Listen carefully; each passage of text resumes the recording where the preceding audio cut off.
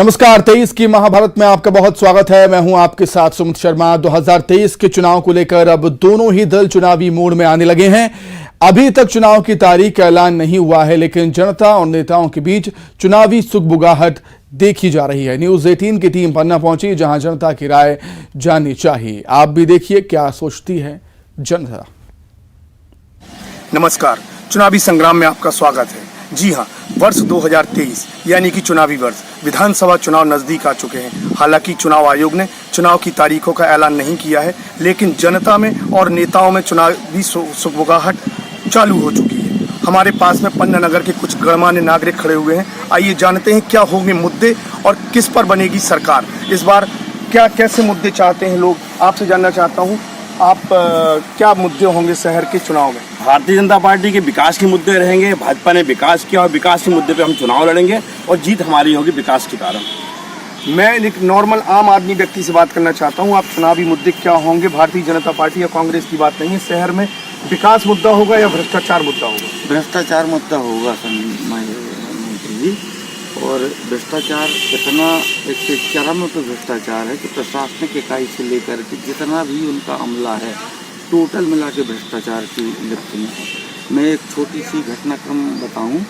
एक जिस प्रकार से प्रधानमंत्री आवास योजना सैंक्शन होती है, तो उस पर इनका एक इस प्रकार का फंडा चल रहा है नीचे स्तर से। हाई लेवल पे तो सबको दिख रहा है, लेकिन नीचे स्तर पे एक बार उसको फर्स्ट किस्त पे पैसा दिया जाता है, सेकंड किस्त पे उसके 145 लॉन्च किया जाता है, फिर सेकंड किस्त लॉन्च करने के लिए उसको स्टे रिलीज किया जाता है, फिर उसको स्टे। आपका कहने का मतलब भ्रष्टाचार मुद्दा होगा और जो बिल्कुल सरकार है वह सरकार न रह करके नई सरकार बिल्कुल 100%।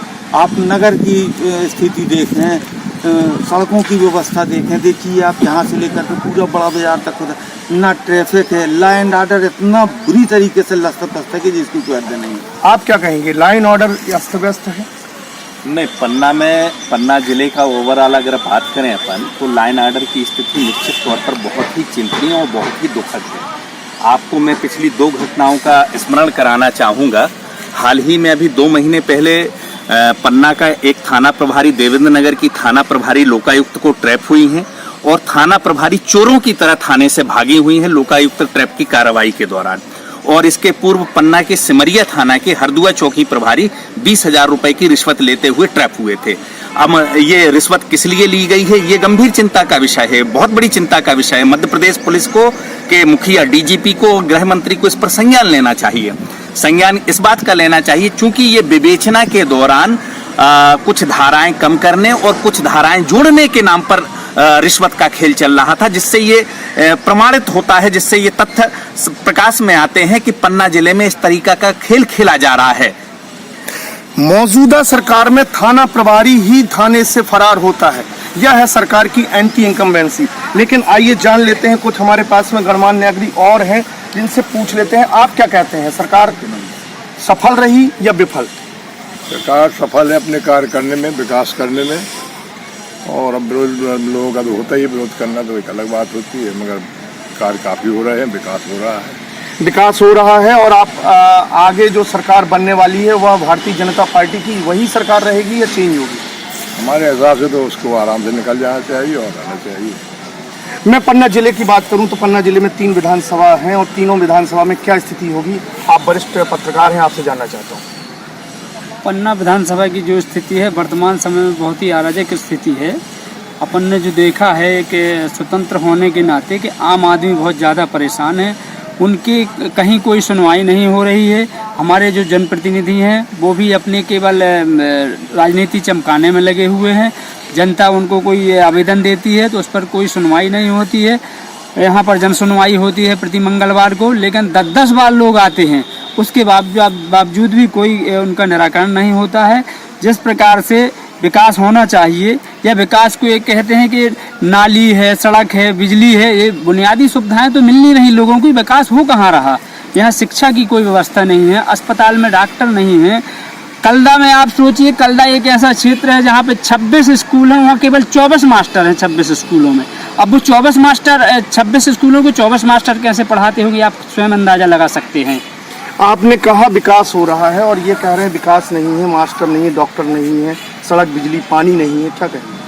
भाई मेरी जानकारी में तो चाहता हूँ अच्छा विकास चल रहा है, हर जगह है ठीक। आप क्या कहेंगे? विकास तो हो रहा है मगर नीचे स्तर में कुछ लोग वहाँ गड़बड़ कर रहे हैं। सरकार के मुखिया को चेंज होना चाहिए, वही चाहते हैं। भाजपा के मुखिया को ही रहना चाहिए, काम तो ठीक कर रहे हैं वो, मगर नीचे स्तर वाले वही बता रहे हैं कि वही उसी में गड़बड़ हो रही है। भारतीय जनता पार्टी के मुखिया को ही आप पसंद करते हैं, आपका क्या कहना? आप पूर्व विधायक रह चुके हैं कांग्रेस से, पन्ना की नब्ज को आप जानते हैं। इस बार क्या मूड है पन्ना की जनता का? क्या आप विकास से संतुष्ट हैं या असंतुष्ट, या पारंपरिक रूप से आप कांग्रेसी होते हुए विरोध करेंगे? मैं सत्य बोलूँगा, जो सत्य है हमारा। पहले आपने जो पहले प्रश्न किया हमारे साथियों से कि मुद्दा क्या है, विकास का है कि भ्रष्टाचार का है, हमारे दोनों मुद्दे हैं। विकास का मुद्दा भी है, भ्रष्टाचार का भी मुद्दा है। जो विकास भ्रष्टाचार की भेंट चढ़ रहा है उसको रोकेंगे। भ्रष्टाचार जो व्याप्त है यहाँ पे नसों नसों में, उसको बंद किया जाएगा। फिर सुचारू रूप से पन्ना जिले का विकास किया जाएगा। दूसरा मुद्दा ये है, जनता सब देख रही है कि कितना विकास हुआ है। जितना विकास के नाम पे पन्ना जिले में पैसा आया है, सब भ्रष्टाचार की भेंट चढ़ गया है। आप चाहे नगर पालिका की नालियों को देख लीजिए, चाहे 6 साल पार्क के स्मार्ट पार्क को देख लीजिए, स्मार्ट सड़कों को देख लीजिए, मिनी स्मार्ट सिटी को देख लीजिए, जितना भी पैसा है सब भ्रष्टाचार की भेंट चढ़ गया है। लॉ एंड ऑर्डर की जो व्यवस्था कही गई है, लोगों ने बताया है, ये बिल्कुल परम सत्य है। यहाँ पे सब व्यवस्था चरमर है। अस्पताल में डॉक्टर नहीं है, स्कूलों में ठीक व्यवस्था नहीं है, नगर पालिका के पास पानी नहीं है। पूरे अभी पिछले सीजन निकले गर्मियों में पूरा पन्ना के नगर को जिले के वासी पानी की एक बूंद के तरस गए हैं। आप विधायक थे तब सब कुछ ठीक था? बिल्कुल 100% ठीक रहा है। मैं बोलूँगा तो बड़ी बात हो जाएगी। आप पन्ना की जनता से पूछिए कि उस समय जो हमसे व्यवस्थाएं दी थी। 15 महीने आपकी सरकार रही तो उस पर आप क्या कर पाए? बहुत कुछ कर पाए। ये कर पाए कि 27 लाख किसानों का कर्ज माफ किया। पहली बात, जो बिजली का भारी भरकम बिल आता था उसको कम किया। चलिए, ये व्यापारी वर्ग है, व्यापारी वर्ग क्या कहता है? आप बताइए, आप क्या चाहते हैं? क्या हो पन्ना में, क्या ना हो? पन्ना में हुआ क्या है? कुछ नहीं हुआ आज तक। पानी की व्यवस्था तो पहले सरकार कर ले।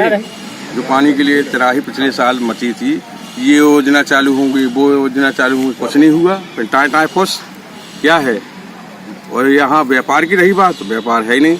जितना मजदूर वर्ग है सब बाहर चला जाता, दुकानदार सिर्फ बैठे रहते हैं।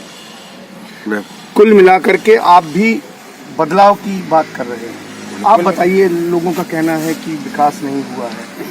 विकास आपको दिख रहा है। जहाँ तक व्यवसाय की बात है, पन्ना में सीमेंट फैक्ट्री का खोलना विकास है। और जब तक सीमेंट फैक्ट्री, विकास अपना पैदा नहीं होता है, विकास की संभावना होती है। संभावना के आधार पर हमने फैक्ट्री का निर्माण करवा, फैक्ट्रियां खोल रहे हैं, नए नए रोजगार के साधन उत्पन्न कर रहे हैं। पन्ना में कृषि विश्वविद्यालय खोलना एक अपने आप में सौगात है। इंजीनियरिंग विश्वविद्यालय आगामी हमारी योजना वो भी बहुत जल्दी खुल रहा है। मेडिकल कॉलेज की बात चल रही है। अब विकास तो यही है। बाकी पन्ना की जनता को मैं बताना चाहूँगा, आगामी हमारी और योजनाएं हैं जो पन्ना की जनता को स्वच्छ साफ वातावरण और विकास की योजनाओं से लाभान्वित करवाएंगे। ये है भारतीय जनता पार्टी के नेता और कुछ है कांग्रेस के नेता। हर व्यक्ति अपने आप को नेता समझता है। निश्चित तौर पर पारंपरिक बात कहते हैं। जो कांग्रेस के हैं वो विरोध करते हैं, जो भारतीय जनता पार्टी के हैं वो पक्ष रखते हैं। पन्ना से संजय तिवारी, न्यूज़ 18 मध्य प्रदेश। चुनाव करीब है और सरगुजा की जनता इसी बात से ये समझ चुकी है कि एक बार फिर अंबिकापुर से बरवाडी रेल लाइन विस्तार का एजेंडा जनता के सामने पेश किया जा रहा है। बीजेपी सपने दिखा रही है, जबकि अब तक की हकीकत ये रही है कि दशकों से ये काम जस का तस बना हुआ है। उत्तर छत्तीसगढ़ खनिज संपदा के मामले में समृद्धशाली माना जाता है। यहाँ प्रचुर मात्रा में कोयला और बॉक्साइट जैसे खनिज पदार्थ भी पाए जाते हैं। सन 1935 से 36 के दरमियान अंग्रेजी प्रशासन ने जबलपुर से रांची को जोड़कर कोयले के आयात निर्यात की परियोजना बनाई थी। इस लिहाज से रेलवे लाइन के विस्तार का काम शुरू हुआ था, जो कि सन 1946 तक चला।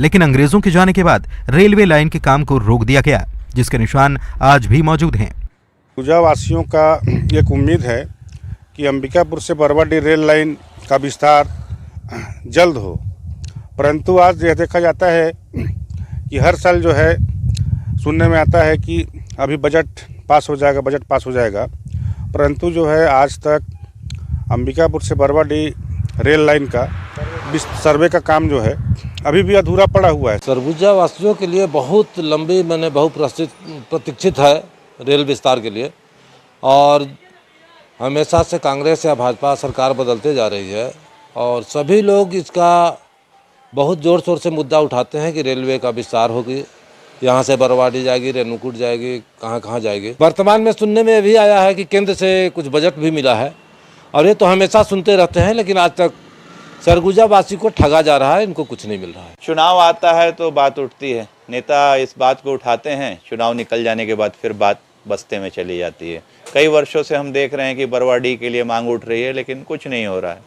आज अंबिकापुर क्या चाहता है? अंबिकापुर चाहता है पूर्व, पश्चिम, उत्तर, दक्षिण चारों दिशाओं से हमारा जो शहर है वो जुड़ सके। दरअसल 2023 चुनावी साल है, छत्तीसगढ़ में चुनाव होने हैं और 1.5 साल बाद केंद्र में भी चुनाव है। अंबिकापुर से बरवाडीह 185 किलोमीटर की रेल लाइन विस्तार परियोजना बनाई गई है, जिसके लिए सर्वे का काम वैसे तो 7 बार हो गया, लेकिन हर बार सर्वे डिपार्टमेंट ने रेलवे लाइन विस्तार को घाटे का सौदा बोलकर बंद कर दिया। ये सर्वे बरवाडीह अंबिकापुर जो 182 किलोमीटर लाइन बननी है, इसके सर्वे 7 बार हो चुके हैं। आप कितनी बार सर्वे करोगे? 2014 में जब मोदी जी आए थे, उसके पहले मनमोहन सिंह थे। मनमोहन सिंह ने स्वीकृति दी थी और रुपया टोकन दिया था कि अंबिकापुर बरवाडीह लाइन हम उसको जोड़ेंगे, लेकिन पैसा नहीं दिया। 2014 में मोदी जी आए तो उनकी सरकार ने भी कहा था कि हाँ देंगे, 5 करोड़ रुपया दिया था उन्होंने, लेकिन बाकी पैसा नहीं दिया। इधर की जनता ने डिमांड किया था अंबिकापुर बरवाडीह, अंबिकापुर रेणुकूट, अंबिकापुर गढ़वा, तो ये तीनों के लिए फाइनल सर्वे का काम भी अभी प्रारंभ है। अभी कुछ दिन पहले मुझे झारखंड के पलामू से एक व्यक्ति ने फ़ोन किया कि हमारे यहाँ पर कुछ ड्रिल हो रहा है, तो ये क्या ड्रिल है? तब मैंने उन्हें बताया कि जिस बरवाडीह की डिमांड हमारे छत्तीसगढ़ और सरगुजा सहित झारखंड के लोग करते आ रहे हैं, उसकी शुरुआत हो गई है। अभी 5 जनवरी को मैं हमारे प्रधानमंत्री जी से मुलाकात करके मैंने उन्हें इसके प्रोग्रेस के संबंध में बताया। बता दें कि सरगुजा रेलवे संघर्ष समिति 1980 से लेकर रेलवे विस्तार के लिए संघर्ष कर रही है। ऐसे में नजाकत को समझते हुए एक बार फिर से सरगुजा सांसद रेणुका सिंह ने एक बार फिर से अंबिकापुर बरवाडीह रेल लाइन विस्तार का मुद्दा उठाया है। वैसे भी सरगुजा अंचल उत्तर छत्तीसगढ़ रेलवे लाइन विस्तार के मामले में छला माना जाता है। बहरहाल अब रेलवे विस्तार परियोजना केवल चुनावी एजेंडा बनकर ही रहेगी या फिर दशकों पुरानी बरवाडीह रेल लाइन विस्तार योजना का विस्तार होगा, ये भविष्य के गर्त में है। अंबिकापुर से न्यूज़ 18 के लिए श्रवण की रिपोर्ट। साल 2023 जैसे जैसे आगे बढ़ रहा है, वैसे वैसे राजनीतिक सरगर्मियां तेज होती जा रही हैं। बीजेपी जहां विकास यात्रा निकाल रही है, जनता के सामने अपने कार्यकाल में हुए विकास कार्यों को रख रही है, वहीं कांग्रेस यात्रा और विकास कार्यों पर सवाल उठा रही है। मंदसौर में न्यूज़ 18 की टीम ने लोगों के पास जाकर विकास कार्यों को लेकर राय जानी। आप भी देखें। 3 बार से विधायक यशपाल सिंह सिसोदिया यहाँ पे विधायक है, क्या कहेंगे उनके कार्यकाल को? देखिए, बीजेपी हमेशा राम मंदिर मस्जिद इनके नाम की राजनीति करती है। मैं वर्तमान का एक आपको उदाहरण देना चाहता हूँ। सहस्त्र शिवलिंग का मंदिर बना, वो 6.5 करोड़ रुपए का उसमें लागत बताई गई। वहां पे देखिए कि आप अभी तक 4 बार फर्श उखड़ चुके हैं। मंदिरों में भ्रष्टाचार, राम के नाम की लूट, यही भारतीय जनता पार्टी का संस्कार है। जनकपुरा में मैं जाना चाहूंगा, जो मंदसौर का एक धार्मिक स्थान है, वहां पे यशपाल जी की हठधर्मिता की वजह से एक मंदिर की दीवार पर से पेशाब घर तक नहीं हटा पा रही है, और ये हिंदुत्व की राजनीति करने की बात करते हैं। हिंदुत्व की राजनीति की बात हो रही है। दादा, आप कहाँ से आए हैं और जो 2023 का चुनाव आने वाला है उसको लेकर के क्या कहेंगे? देखो, अब हम तो राजनीति में ही नहीं, हम तो किसान हैं।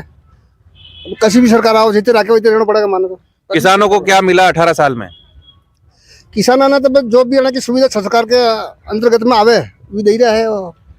आप क्या चाहते हैं, किस तरह की सरकार होना चाहिए? सरकार अच्छी होना चाहिए, जैसे किसी भी सरकार हो अच्छी होना चाहिए। सरकार अच्छी होना चाहिए। हमारे पास और कुछ नागरिक भी यहाँ पर हैं। आप बताइए, आम नागरिक क्या चाहता है 2023 के चुनाव में? अधिकांश ये देखा गया है कि जो भाजपा और कांग्रेस की नूरा कुश्ती हमेशा चलती रहती है और कुछ नहीं मिलता। देखिए, आपका विकास अगर ये ईंटों का और ये बड़े बड़े स्ट्रक्चर बनाने के नाम है तो ये विकास नहीं है, क्योंकि आज की तारीख में हमारे इतना बड़ा हॉस्पिटल होने के बावजूद डॉक्टरों की कमी है। और सबसे बड़ी बात तो पूरे प्रदेश में भ्रष्टाचार इतनी तरीके से फैल चुका है कि यहाँ पे ये भाजपा के कार्यकर्ता यहाँ खड़े हैं, आज भाजपा की सरकार है। मैं कहना चाहूँगा, मेरा अनुभव है कि अगर इनकी बात सरकारी अफसर बिल्कुल नहीं मान रहे हैं, क्योंकि वो भ्रष्टाचार में लिप्त है और उनके जो उनको दबाने वाले आका है वो उनके साथ लगे हुए हैं। भ्रष्टाचार बड़ा मुद्दा है, भ्रष्टाचार बड़ा मुद्दा है, क्या कहेंगे आप? पूरे देश में और पूरे मध्य प्रदेश में भ्रष्टाचार का नंगा नाच हो रहा है। हमारे भाजपा मित्र बोल रहे हैं कि विकास हुआ है, इसमें कोई शक नहीं, विकास भरपूर हुआ, लेकिन किनका हुआ है? विकास यहाँ हुआ है भू माफियाओं का, मादक पदार्थ के माफियाओं का, डोला चूरा के माफियाओं का और तमाम गुंडे बदमाशों का विकास हुआ, मिलावटखोर माफियाओं का विकास हुआ है। इसको यदि आप विकास कहना चाहते हैं तो वास्तव में विकास हुआ है। जी बिल्कुल, आपकी बात अपनी जगह है और हम कुछ और लोगों से जानना चाहते हैं। आप बताइए, 2023 का चुनाव आने वाला है और क्या चाहती है जनता, क्या चाहती है? निश्चित रूप से मंदसौर की जनता ने आने वाले 23 का परिणाम मंदसौर की नगर पालिका चुनाव में देने का काम किया है। नगर पालिका परिषद का चुनाव भारतीय जनता पार्टी ने विकास के नाम पर लिया, स्वच्छ सरकार के नाम से लिखा, माननीय शिवराज सिंह चौहान जी के चेहरे पर चुनाव लड़ा, माननीय नरेंद्र मोदी जी के नाम से चुनाव लड़ा और 29 वार्डों में भारतीय जनता पार्टी प्रचंड बहुमत से जीती है। तो सीधे सीधे कांग्रेस के लोगों को जवाब है भारतीय जनता पार्टी का कि हम फिर आएंगे, विकास के नाम पर आएंगे और डंके की चोट पर लड़ेंगे। भारतीय जनता पार्टी डंके की चोट पर लड़ने की बात कर रही है और कोई आम नागरिक जब अपनी बात रखना चाहता है, आप बताइए। भारतीय जनता पार्टी जो है 18 साल 20 साल से मध्य प्रदेश में काबिज है, 2023 फिर चुनाव का साल है, क्या मुद्दे हैं जनता के जो जनता के हल नहीं हुए? जनता के मुद्दे हमेशा हल होते रहते हैं, आगे भी हल होंगे और भारतीय जनता पार्टी हमेशा जनता के मुद्दों को हल करने का पूरा प्रयास करती है। और अभी आप जो कह रहे थे अभी क्या जनता किस मुद्दे पे चुनाव लड़ेगी, तो भारतीय जनता पार्टी ने भी करारा जवाब दिया है कांग्रेस को कि 40 वार्डों में से 29 वार्डों में भाजपा का जो प्रचंड बहुमत है और ये जो आप देख रहे हैं विकास के नाम पे भारतीय जनता पार्टी हमेशा चुनाव लड़ती है। आप बताइए, आम नागरिक जो मध्यम वर्गीय परिवार है, खासतौर से गरीब परिवार है, उनके लिए भारतीय जनता पार्टी की सरकार है, उन्होंने कितना काम किया 2023 में, क्या मध्यम वर्गीय परिवार क्या चाहता है? मैं भी भारतीय जनता पार्टी का एक मध्यम वर्गीय कार्यकर्ता ही हूँ। भारतीय जनता पार्टी ने मध्यम वर्गीय परिवार के लिए हमेशा से कई योजनाएं लागू की है। पिछले 18 सालों में ऐसी कई योजनाएं लागू की है जिसमें मध्यम वर्गीय परिवार ने उस योजना का बखूबी साथ भी दिया और उस बखूबी योजना से उस योजना का लाभ भी उठाया।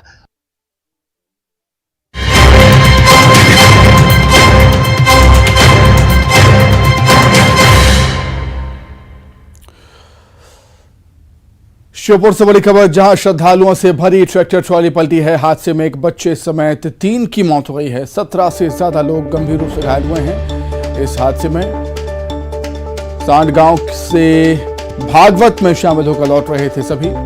श्यामपुर कस्बे के पास यह हादसा हुआ। बीरपुर थाना क्षेत्र का यह पूरा मामला। श्योपुर से बड़ी खबर, जहां पर एक हादसा हुआ है, ट्रैक्टर ट्रॉली पलटी है। हादसे में एक बच्चे समेत 3 की मौत हो गई। 17 से ज्यादा लोग घायल हुए हैं गंभीर रूप से। सांड गांव से भागवत में शामिल होकर लौट रहे थे ये सभी लोग। श्यामपुर कस्बे के पास यह हादसा हुआ। बीरपुर थाना क्षेत्र का मामला।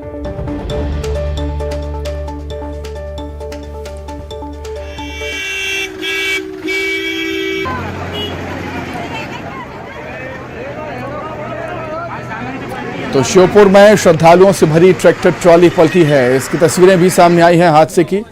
हादसे में एक बच्चे समेत 3 लोगों की जान चली गई और 17 से ज्यादा लोग घायल हुए हैं और अफरा तफरी का माहौल वहां पर बन जाता है। स्थानीय लोग वही वहां पर पहुंचते हैं, फिर एम्बुलेंस से इन सभी को अस्पताल में एडमिट करवाया जाता है। भागवत कथा में शामिल होकर ये सभी लोग लौट रहे थे। श्यामपुर कस्बे के पास ये हादसा हुआ है। बीरपुर थाना क्षेत्र का ये पूरा मामला।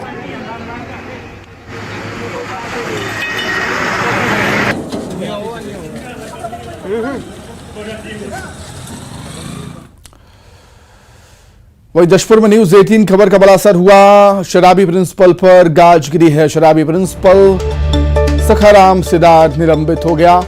शराब के नशे में स्कूल पहुंचा था प्रिंसिपल।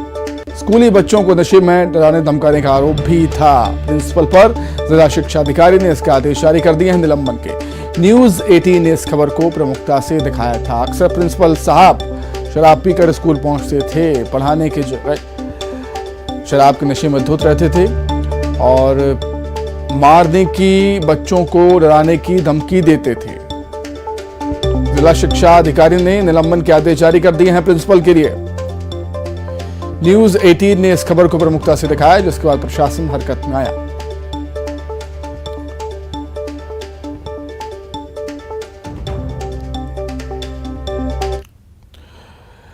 इसी के साथ ही फिलहाल इस बुलेटिन में इतना ही। खबरें लगातार जारी है। नमस्कार। क्या बेहतर है, क्या फर्क है हिंदू राष्ट्र में और राम राज्य? हिंदू राष्ट्र में बोलने से, हिंदू राष्ट्र की स्थापना करने से हमारा परिवार टूटेगा, हमारा समाज टूटेगा। राम राज्य की स्थापना होगी तो पूरा परिवार खुश रहेगा। और हिंदू राष्ट्र की स्थापना की बात करते हैं, पहली बात तो होने वाला नहीं है। चुनावी साल है, राजनीति को हमेशा संतों के साथ जोड़ा जाता है। संत चुनाव लड़ते नहीं, संत राजा कभी बनते नहीं, राज ले लेते हैं लेकिन देते हैं उन्हीं को जो राज चला पाते। संत कभी राज नहीं करते, संत चलवाते हैं। और मतलब टिकट घोषित होंगे, उम्मीदवार घोषित हो जाएंगे, हमारे आप बता देंगे जी। कौन सा उम्मीदवार जीतेगा, कौन सा हारेगा? पक्का 100%। 19-20 के असर से सीट बाई सीट मैं घोषणा कर दूंगा।